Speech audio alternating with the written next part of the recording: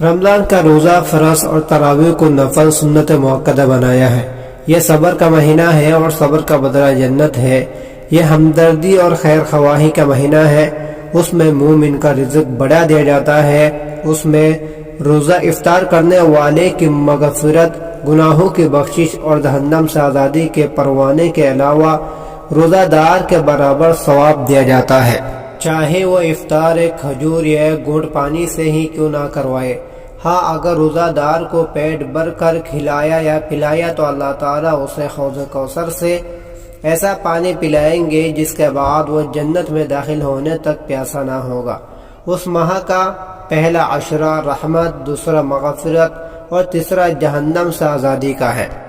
لے کر ثواب 10 سے لے کر 700 تک دیا جاتا ہے، مگر روزہ اس قانون سے مستثنی ہے۔ اللہ تعالیٰ کا ارشاد ہے، روزہ